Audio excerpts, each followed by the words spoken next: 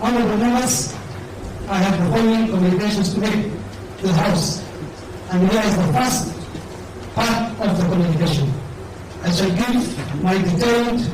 considered ruling at another time. Following the unfortunate happenings of last week on Thursday, and pursuant to Section 16,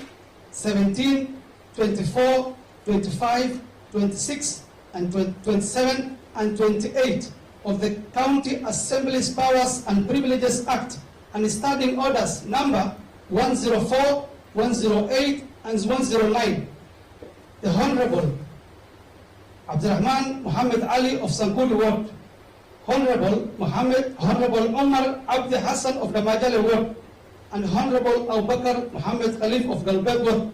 are hereby suspended from the service of the County Assembly for the remaining